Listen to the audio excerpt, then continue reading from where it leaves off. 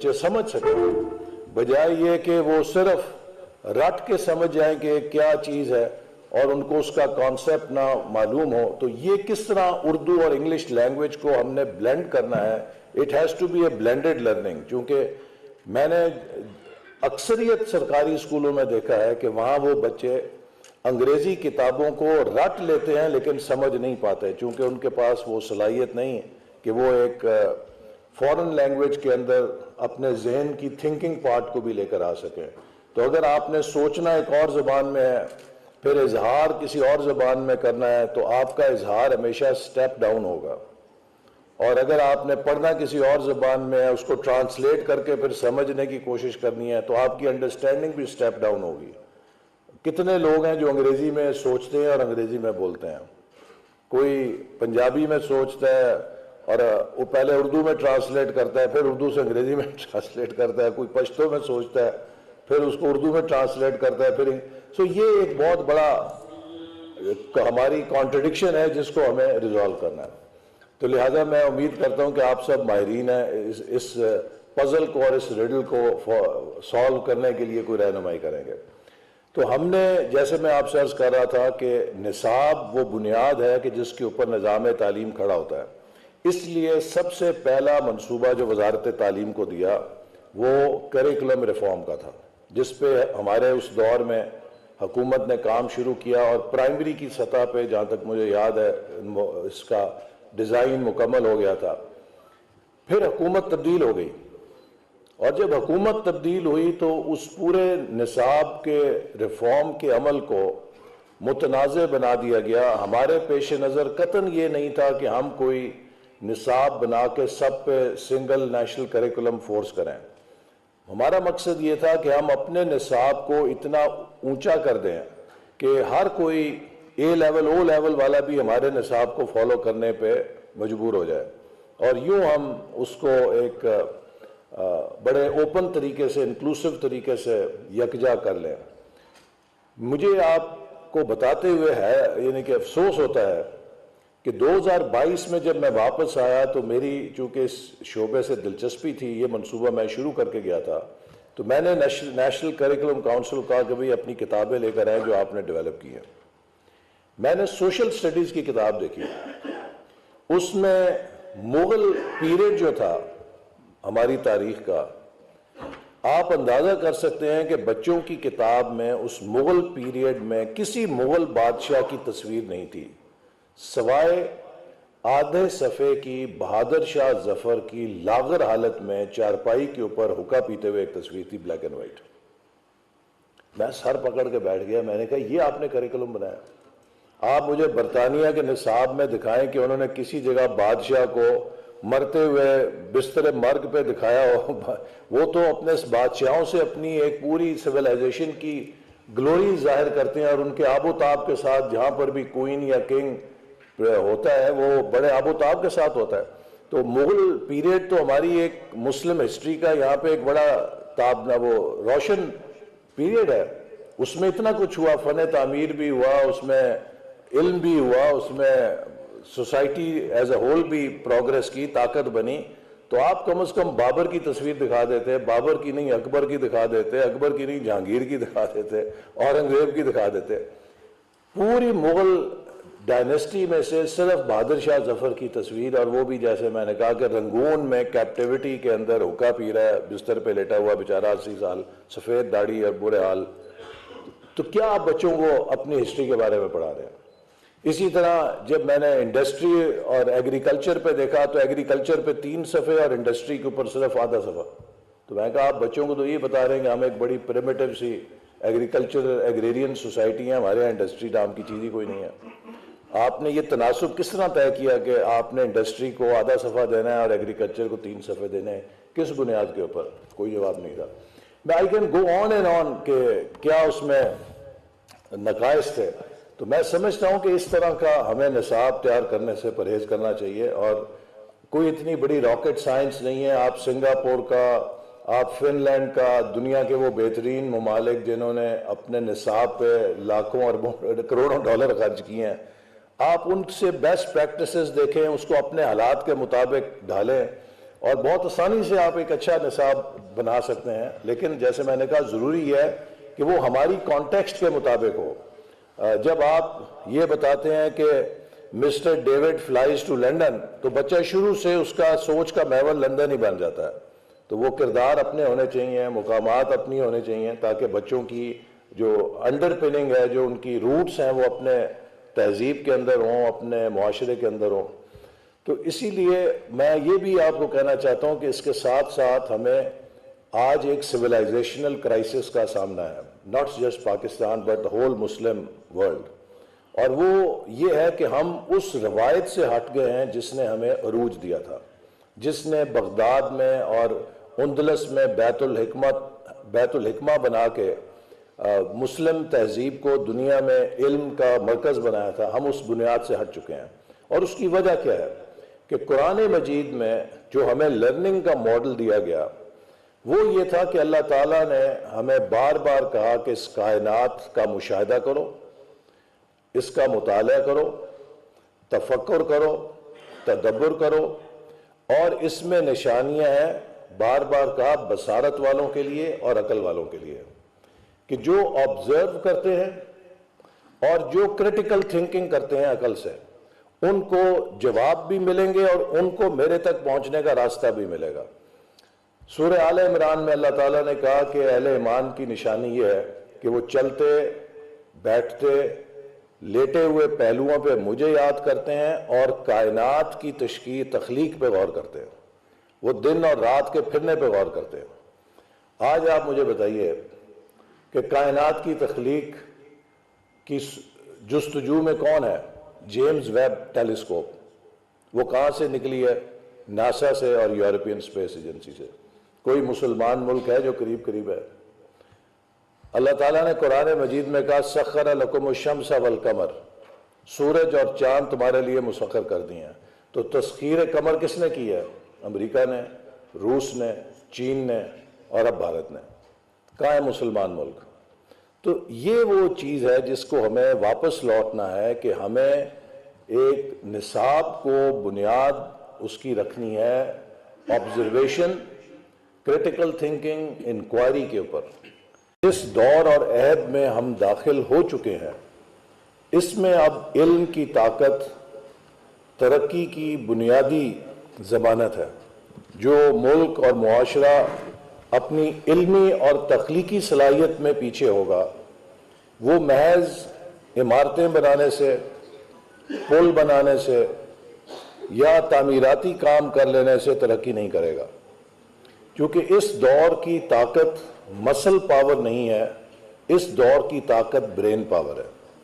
لہذا ہمیں اعلیٰ صلاحیت کے شہری چاہیے جو ملک کو ان نئے چیلنجز سے اور کمپلیکسٹی سے جو کہ انسانی معاشرے کو درپیش ہیں اور جو تبدیلیاں درپیش ہیں، نہ صرف ان سے خود کامیابی سے نیویگیٹ کر سکیں بلکہ ملک کو بھی ان چیلنجز سے نیویگیٹ کر کے کامیابی کی طرف لے کر جائیں۔ ہمارا پورا نظام تعلیم میمورائزیشن کے اوپر، رٹے کے اوپر مبنی ہے۔ آج آپ سرکاری اسکولوں میں جائیں تو روبوٹ کی طرح بچے C A T cat, B A T bat کا وہ جو سبق میمورائز کرتے ہوئے نظر آئیں گے، جبکہ ان کی تخلیقی صلاحیت کو اجاگر کرنے کے لیے، ان کی کانسیپچول لرننگ کو اجاگر کرنے کے لیے ہم ابھی تک کوئی میکنزم وضع نہیں کر پائے۔ اور میرے نزدیک اس کی ایک بڑی وجہ یہ ہے کہ ہم آج تک اس بارے میں کنفیوزڈ ہیں کہ بچوں کو کس زبان میں تعلیم دینی ہے۔ نظام تعلیم اردو میڈیم ہونا چاہیے یا انگلش میڈیم ہونا چاہیے، اور یہ وہ ایک کانٹرڈکشن ہے کہ جس سے ہم ابھی تک نہیں نکل سکے۔ میری ذاتی رائے یہ ہے کہ ہمیں نہ اردو میڈیم چاہیے نہ انگلش میڈیم چاہیے، ہمیں اردش میڈیم چاہیے۔ We must adopt both languages. Urdu language for conceptual part of education، کہ بچوں کے جو کانسیپٹس ہیں ان کو وہ بہتر طور پہ سمجھ کے اپنے ذہنوں میں ڈال سکے، اور English part for achieving global competence, کہ آپ جو نئی گلوبل کمپٹنس ہے اس کے لیے آپ انہیں تیار کر سکیں.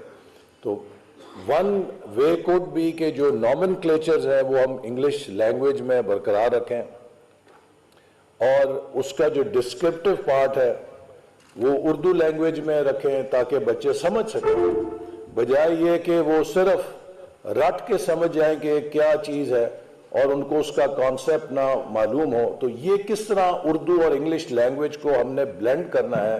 It has to be a blended learning, چونکہ میں نے اکثریت سرکاری اسکولوں میں دیکھا ہے کہ وہاں وہ بچے انگریزی کتابوں کو رٹ لیتے ہیں لیکن سمجھ نہیں پاتے, چونکہ ان کے پاس وہ صلاحیت نہیں کہ وہ ایک فورن لینگویج کے اندر اپنے ذہن کی تھنکنگ پارٹ کو بھی لے کر آ سکیں. تو اگر آپ نے سوچنا ایک اور زبان میں ہے, پھر اظہار کسی اور زبان میں کرنا ہے, تو آپ کا اظہار ہمیشہ سٹیپ ڈاؤن ہوگا. اور اگر آپ نے پڑھنا کسی اور زبان میں ہے, اس کو ٹرانسلیٹ کر کے پھر سمجھنے کی کوشش کرنی ہے, تو آپ کی انڈرسٹینڈنگ بھی سٹیپ ڈاؤن ہوگی. کتنے لوگ ہیں جو انگریزی میں سوچتے ہیں اور انگریزی میں بولتے ہیں. کوئی پنجابی میں سوچتا ہے اور وہ پہلے اردو میں ٹرانسلیٹ کرتا ہے, پھر اردو سے انگریزی میں ٹرانسلیٹ کرتا ہے. کوئی پشتو میں سوچتا ہے, پھر اس کو اردو میں ٹرانسلیٹ کرتا ہے. پھر سو یہ ایک بہت بڑا ہماری کانٹرڈکشن ہے جس کو ہمیں ریزالو کرنا ہے.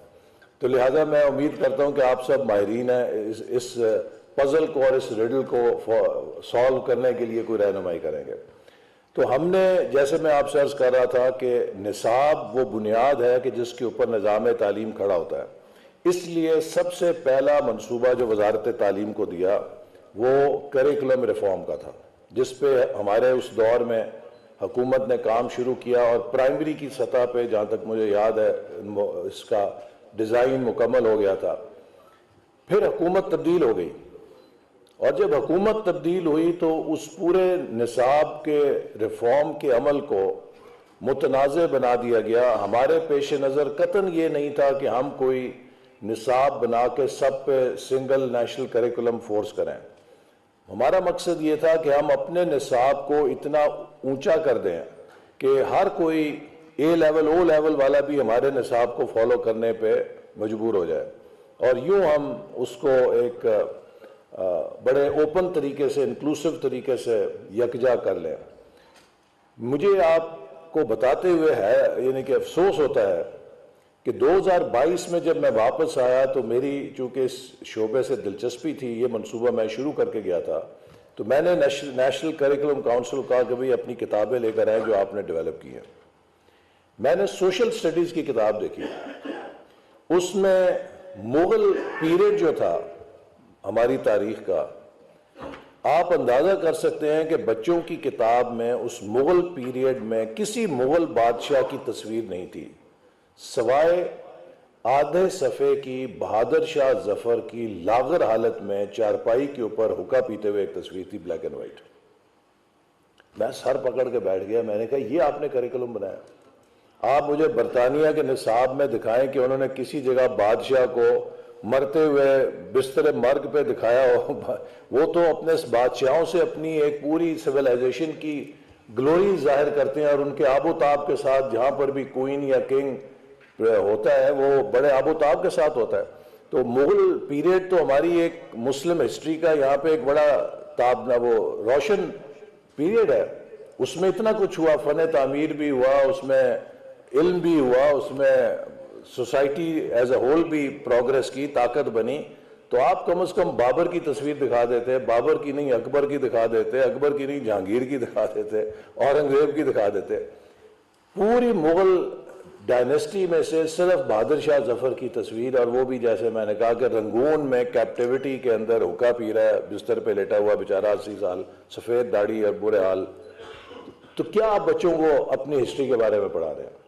اسی طرح جب میں نے انڈسٹری اور ایگریکلچر پہ دیکھا تو ایگریکلچر پہ 3 صفحے اور انڈسٹری کے اوپر صرف آدھا صفحہ. تو میں کہا آپ بچوں کو تو یہ بتا رہے ہیں کہ ہم ایک بڑی پریمیٹیو سی ایگریکلچر ایگریرین سوسائٹی ہیں, ہمارے یہاں انڈسٹری نام کی چیز ہی کوئی نہیں ہے. آپ نے یہ تناسب کس طرح طے کیا کہ آپ نے انڈسٹری کو آدھا صفحہ دینا ہے اور ایگریکلچر کو 3 صفحے دینے ہیں؟ کس بنیاد کے اوپر؟ کوئی جواب نہیں تھا. I can go on and on کہ کیا اس میں نقائص تھے. تو میں سمجھتا ہوں کہ اس طرح کا ہمیں نصاب تیار کرنے سے پرہیز کرنا چاہیے, اور کوئی اتنی بڑی راکٹ سائنس نہیں ہے. آپ سنگاپور کا، آپ فن لینڈ کا، دنیا کے وہ بہترین ممالک جنہوں نے اپنے نصاب پہ لاکھوں اربوں کروڑوں ڈالر خرچ کیے ہیں، آپ ان سے بیسٹ پریکٹسز دیکھیں، اس کو اپنے حالات کے مطابق ڈھالیں اور بہت آسانی سے آپ ایک اچھا نصاب بنا سکتے ہیں. لیکن جیسے میں نے کہا ضروری ہے کہ وہ ہماری کانٹیکسٹ کے مطابق ہو. جب آپ یہ بتاتے ہیں کہ mister David flies to London, تو بچہ شروع سے اس کا سوچ کا محور لندن ہی بن جاتا ہے. تو وہ کردار اپنے ہونے چاہیے، مقامات اپنی ہونے چاہیے، تاکہ بچوں کی جو انڈر پننگ ہے، جو ان کی روٹس ہیں، وہ اپنے تہذیب کے اندر ہوں، اپنے معاشرے کے اندر ہوں. تو اسی لیے میں یہ بھی آپ کو کہنا چاہتا ہوں کہ اس کے ساتھ ساتھ ہمیں آج ایک سویلائزیشنل کرائسس کا سامنا ہے، not just Pakistan but whole Muslim world. اور وہ یہ ہے کہ ہم اس روایت سے ہٹ گئے ہیں جس نے ہمیں عروج دیا تھا، جس نے بغداد میں اور اندلس میں بیت الحکمہ بنا کے مسلم تہذیب کو دنیا میں علم کا مرکز بنایا تھا. ہم اس بنیاد سے ہٹ چکے ہیں. اور اس کی وجہ کیا ہے کہ قرآن مجید میں جو ہمیں لرننگ کا ماڈل دیا گیا وہ یہ تھا کہ اللہ تعالیٰ نے ہمیں بار بار کہا کہ اس کائنات کا مشاہدہ کرو، اس کا مطالعہ کرو، تفکر کرو، تدبر کرو، اور اس میں نشانیاں ہیں، بار بار کہا، بصارت والوں کے لیے اور عقل والوں کے لیے، کہ جو آبزرو کرتے ہیں اور جو کریٹیکل تھنکنگ کرتے ہیں عقل سے، ان کو جواب بھی ملیں گے اور ان کو میرے تک پہنچنے کا راستہ بھی ملے گا. سورہ آل عمران میں اللہ تعالیٰ نے کہا کہ اہل ایمان کی نشانی یہ ہے کہ وہ چلتے، بیٹھتے، لیٹے ہوئے پہلوؤں پہ مجھے یاد کرتے ہیں اور کائنات کی تخلیق پہ غور کرتے ہیں. وہ دن اور رات کے پھرنے پہ غور کرتے ہیں. آج آپ مجھے بتائیے کہ کائنات کی تخلیق کی جستجو میں کون ہے؟ James Webb telescope. وہ کہاں سے نکلی ہے؟ ناسا سے اور یورپین اسپیس ایجنسی سے. کوئی مسلمان ملک ہے جو قریب ہے؟ اللہ تعالیٰ نے قرآن مجید میں کہا سخر لکم الشمس والقمر، سورج اور چاند تمہارے لیے مسخر کر دیے ہیں. تو تسخیر قمر کس نے کی ہے؟ امریکہ نے، روس نے، چین نے اور اب بھارت نے. کہاں ہے مسلمان ملک؟ تو یہ وہ چیز ہے جس کو ہمیں واپس لوٹنا ہے کہ ہمیں ایک نصاب کو بنیاد اس کی رکھنی ہے آبزرویشن، کریٹیکل تھنکنگ، انکوائری کے اوپر. اس دور اور عہد میں ہم داخل ہو چکے ہیں، اس میں اب علم کی طاقت ترقی کی بنیادی ضمانت ہے. جو ملک اور معاشرہ اپنی علمی اور تخلیقی صلاحیت میں پیچھے ہوگا، وہ محض عمارتیں بنانے سے، پل بنانے سے یا تعمیراتی کام کر لینے سے ترقی نہیں کرے گا. کیونکہ اس دور کی طاقت مسل پاور نہیں ہے، اس دور کی طاقت برین پاور ہے. لہذا ہمیں اعلیٰ صلاحیت کے شہری چاہیے جو ملک کو ان نئے چیلنجز سے اور کمپلیکسٹی سے جو کہ انسانی معاشرے کو درپیش ہیں اور جو تبدیلیاں درپیش ہیں، نہ صرف ان سے خود کامیابی سے نیویگیٹ کر سکیں بلکہ ملک کو بھی ان چیلنجز سے نیویگیٹ کر کے کامیابی کی طرف لے کر جائیں. ہمارا پورا نظام تعلیم میمورائزیشن کے اوپر، رٹے کے اوپر مبنی ہے. آج آپ سرکاری اسکولوں میں جائیں تو روبوٹ کی طرح بچے C A T cat, B A T bat کا وہ جو سبق میمورائز کرتے ہوئے نظر آئیں گے، جبکہ ان کی تخلیقی صلاحیت کو اجاگر کرنے کے لیے، ان کی کانسیپچول لرننگ کو اجاگر کرنے کے لیے ہم ابھی تک کوئی میکنزم وضع نہیں کر پائے. اور میرے نزدیک اس کی ایک بڑی وجہ یہ ہے کہ ہم آج تک اس بارے میں کنفیوزڈ ہیں کہ بچوں کو کس زبان میں تعلیم دینی ہے. نظام تعلیم اردو میڈیم ہونا چاہیے یا انگلش میڈیم ہونا چاہیے؟ اور یہ وہ ایک کانٹرڈکشن ہے کہ جس سے ہم ابھی تک نہیں نکل سکے. میری ذاتی رائے یہ ہے کہ ہمیں نہ اردو میڈیم چاہیے نہ انگلش میڈیم چاہیے، ہمیں اردش میڈیم چاہیے. We must adopt both languages. Urdu language for conceptual part of education, کہ بچوں کے جو کانسیپٹس ہیں ان کو وہ بہتر طور پہ سمجھ کے اپنے ذہنوں میں ڈال سکیں، اور English part for achieving global competence, کہ آپ جو نئی گلوبل کمپٹنس ہے اس کے لیے آپ انہیں تیار کر سکیں۔ تو ون وے کوڈ بی کہ جو نومنکلیچرز ہیں وہ ہم انگلش لینگویج میں برقرار رکھیں، اور اس کا جو ڈسکرپٹیو پارٹ ہے وہ اردو لینگویج میں رکھیں تاکہ بچے سمجھ سکیں، بجائے یہ کہ وہ صرف رٹ کے سمجھ جائیں کہ کیا چیز ہے اور ان کو اس کا کانسیپٹ نہ معلوم ہو۔ تو یہ کس طرح اردو اور انگلش لینگویج کو ہم نے بلینڈ کرنا ہے، it has to be a blended learning, چونکہ میں نے اکثریت سرکاری اسکولوں میں دیکھا ہے کہ وہاں وہ بچے انگریزی کتابوں کو رٹ لیتے ہیں لیکن سمجھ نہیں پاتے، چونکہ ان کے پاس وہ صلاحیت نہیں کہ وہ ایک فورن لینگویج کے اندر اپنے ذہن کی تھنکنگ پارٹ کو بھی لے کر آ سکیں۔ تو اگر آپ نے سوچنا ایک اور زبان میں ہے، پھر اظہار کسی اور زبان میں کرنا ہے، تو آپ کا اظہار ہمیشہ سٹیپ ڈاؤن ہوگا، اور اگر آپ نے پڑھنا کسی اور زبان میں ہے، اس کو ٹرانسلیٹ کر کے پھر سمجھنے کی کوشش کرنی ہے، تو آپ کی انڈرسٹینڈنگ بھی سٹیپ ڈاؤن ہوگی۔ کتنے لوگ ہیں جو انگریزی میں سوچتے ہیں اور انگریزی میں بولتے ہیں؟ کوئی پنجابی میں سوچتا ہے اور وہ پہلے اردو میں ٹرانسلیٹ کرتا ہے، پھر اردو سے انگریزی میں ٹرانسلیٹ کرتا ہے، کوئی پشتو میں سوچتا ہے پھر اس کو اردو میں ٹرانسلیٹ کرتا ہے، پھر سو یہ ایک بہت بڑا ہماری کانٹرڈکشن ہے جس کو ہمیں ریزالو کرنا ہے۔ تو لہٰذا میں امید کرتا ہوں کہ آپ سب ماہرین ہیں، اس پزل کو اور اس ریڈل کو سالو کرنے کے لیے کوئی رہنمائی کریں گے۔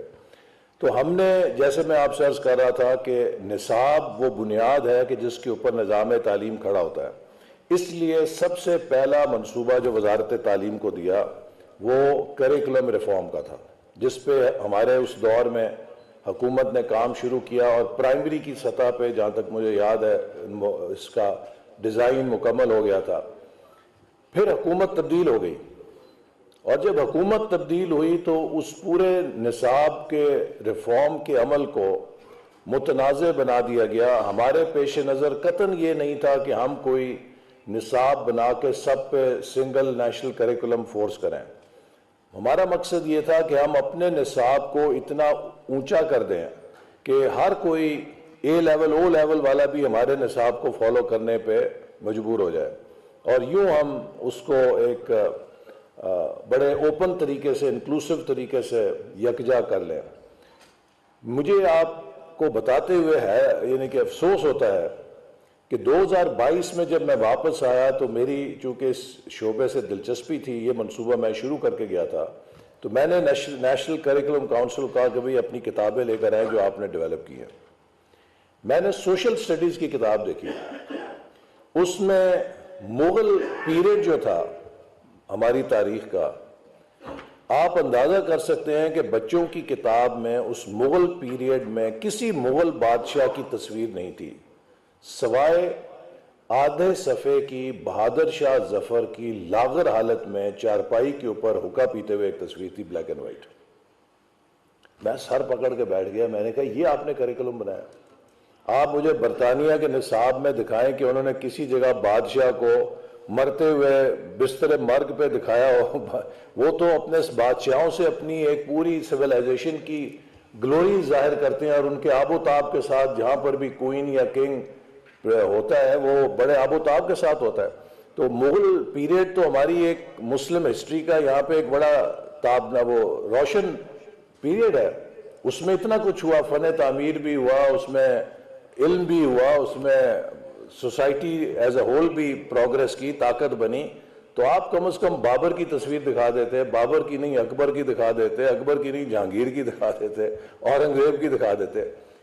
پوری مغل ڈائنیسٹی میں سے صرف بہادر شاہ ظفر کی تصویر، اور وہ بھی جیسے میں نے کہا کہ رنگون میں کیپٹیوٹی کے اندر حقہ پی رہا ہے، بستر پہ لیٹا ہوا بیچارہ 80 سال، سفید داڑھی اور برے حال۔ تو کیا آپ بچوں کو اپنی ہسٹری کے بارے میں پڑھا رہے ہیں؟ اسی طرح جب میں نے انڈسٹری اور ایگریکلچر پہ دیکھا تو ایگریکلچر پہ 3 صفحے اور انڈسٹری کے اوپر صرف آدھا صفحہ۔ تو میں نے کہا آپ بچوں کو تو یہ بتا رہے ہیں کہ ہم ایک بڑی پریمیٹیو سی ایگریکلچر ایگریرین سوسائٹی ہیں، ہمارے یہاں انڈسٹری نام کی چیز ہی کوئی نہیں ہے۔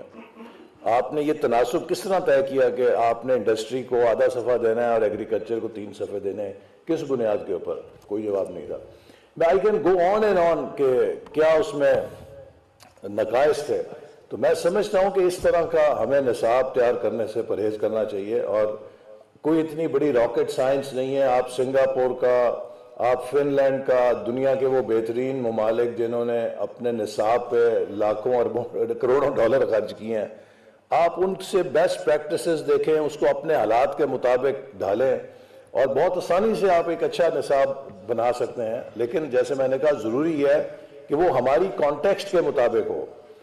جب آپ یہ بتاتے ہیں کہ mister David flies to London, تو بچہ شروع سے اس کا سوچ کا محور لندن ہی بن جاتا ہے۔ تو وہ کردار اپنے ہونے چاہیے، مقامات اپنی ہونے چاہیے، تاکہ بچوں کی جو انڈر پننگ ہے، جو ان کی روٹس ہیں، وہ اپنے تہذیب کے اندر ہوں، اپنے معاشرے کے اندر ہوں۔ تو اسی لیے میں یہ بھی آپ کو کہنا چاہتا ہوں کہ اس کے ساتھ ساتھ ہمیں آج ایک سویلائزیشنل کرائسس کا سامنا ہے، not just Pakistan but whole Muslim world, اور وہ یہ ہے کہ ہم اس روایت سے ہٹ گئے ہیں جس نے ہمیں عروج دیا تھا، جس نے بغداد میں اور اندلس میں بیت الحکمہ بنا کے مسلم تہذیب کو دنیا میں علم کا مرکز بنایا تھا۔ ہم اس بنیاد سے ہٹ چکے ہیں، اور اس کی وجہ کیا ہے کہ قرآن مجید میں جو ہمیں لرننگ کا ماڈل دیا گیا وہ یہ تھا کہ اللہ تعالیٰ نے ہمیں بار بار کہا کہ اس کائنات کا مشاہدہ کرو، اس کا مطالعہ کرو، تفکر کرو، تدبر کرو، اور اس میں نشانیاں ہیں